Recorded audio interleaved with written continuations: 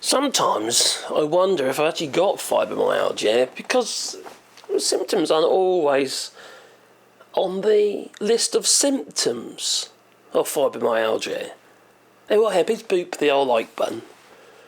Now, ever since I've been diagnosed with fibromyalgia, it's been a bit of a learning curve. I've been suspected of having fibromyalgia for a period of time, but you go through the stages of tests and what have you, and try to exclude other potential conditions,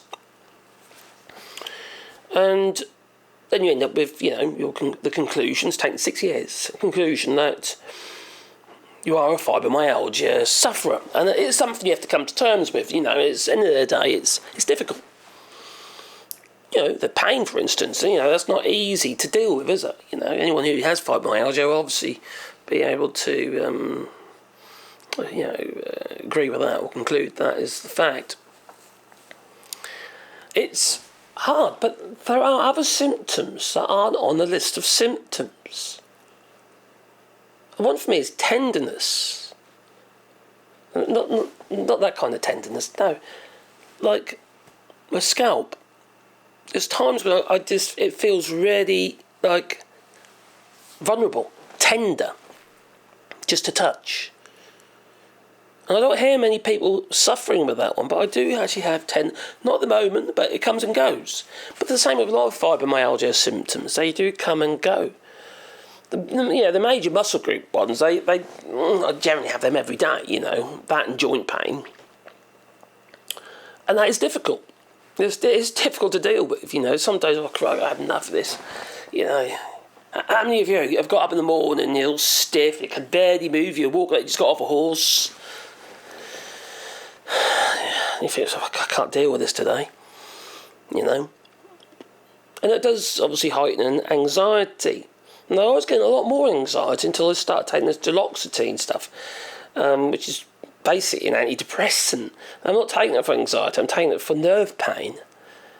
But it does seem to be helping with my anxiety as well. But I'm only taking one tablet a day, so it's a very low dose. It's 30 milligrams for years of duloxetine.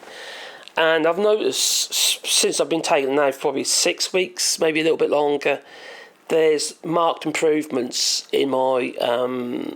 I've still got the pain, but it's nowhere near as bad as it was. But there are other conditions, that you could potentially suffer with fibromyalgia that you might have thought, hang on, that's not fibromyalgia, it's not on the list. But what you have to understand and realise, fibromyalgia it's a condition that is, it's caused by, or within your complete central nervous system. And don't forget brain fog, which I was suffering with just then. I just couldn't think of the words. I still can't. That's another symptom, but that is a known one. Where you sort of have these periods where you know what to say, but you just can't find the word to say it. And that's quite frustrating and embarrassing sometimes, because I make videos. Not just on this channel, on other channels as well. And sometimes I have to think of alternative words because I can't think of the actual word. I can't put my finger quite on it. But that is a known symptom. It's quite documented. Now, this heightened sensitivity to touch. Well, it's thought that fibromyalgia disrupts the symptoms in the brain, the systems in the brain that are responsible for modulating your experience of pain. And that this disruption is responsible for the heightened sensory sensitivities that can I'm saying the wrong words, accompany the condition. You see, the condition is all about the pain receptors in your nerves and your whole central nervous system, which isn't necessarily the brain itself, but that information it gets to the brain via your vagus nerve. And the brain has to process this information. And it's getting jumbled. It doesn't know what to do. Now, my son has a different neuro condition called dystonia. Now, he isn't my biological son, but, I'm a stepdad. And, okay, as far as I'm concerned, that doesn't matter, because I'm the one who brought him up. He has dystonia, and it's also a neuro condition. It's part of the basal ganglia. Basically, it's sending out the wrong signals to his muscles. So he gets a lot of spasms, and muscles end up working against each other, and then he gets pain and that sort of thing. It's a very difficult condition to deal with. It's under the same category as things like writer's cramp, and when people look over their one shoulder constantly, But then you've got generalised torsion dystonia, is what he's got. It's throughout his body. A bit like us with our fibromyalgia. It's throughout our body. It's the whole central nervous system. And it is very difficult to deal with sometimes. So you have good days and you have bad days. For me, today's not a bad day. It's a relatively good day. I've got pain and what have you, but I've took my meds and I feel okay-ish. You never, with fibromyalgia, you're never spot on. You just aren't. For a start, you're rattling around with flipping chemicals in your body because you're taking all these drugs, which has their own side effects. Make you sluggish and what have you. You're talking about duloxetine, that can make you a bit drowsy if you're not careful, so you have to be careful when you take it. So I tend to take it at night before we go to bed. It seems to make sense, and I know other people do that as well. But I can't be taking duloxetine or some of these other medications if I'm going to be working in my workshop with tools, with fast spinning sharp things. No. There's a safety concern there. Now it says here, our body has to process all the information that's constantly coming in by the way of the sensors and filter out 99% of it. See, 99%, that 99% is pain. Normal pain, the process of a body healing. Pain that we disregard. Our brain doesn't process it. It says that pain's not there. Could that be what's going on with us? Is processing that pain? See, the thing is, there's lots of conclusions about this. Lots of people say lots of different things about fibromyalgia. They have all these different ideas, what's causing it, what's this, that, and the other. But nobody really knows yet.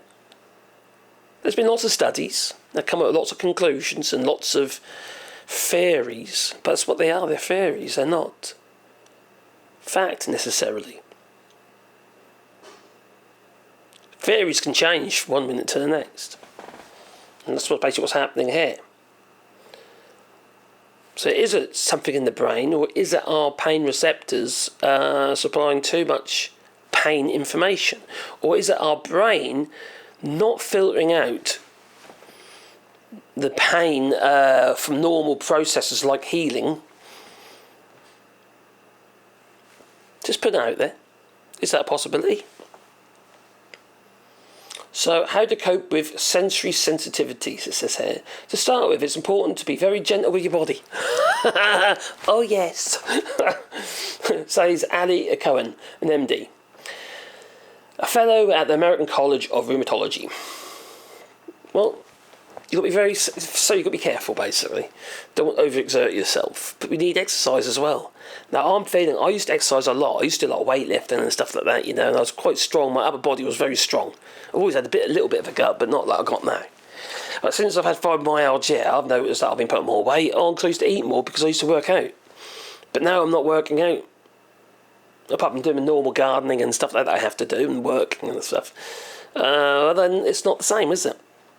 It's not focused exercise. It's not like, doing reps on the bench, is it?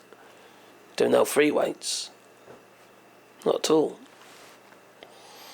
I can't do that. If I did that now, I'm buggered the next day. Absolutely buggered. And for 3 days, it takes about 3 days to get over anything like that. Overexertion. So,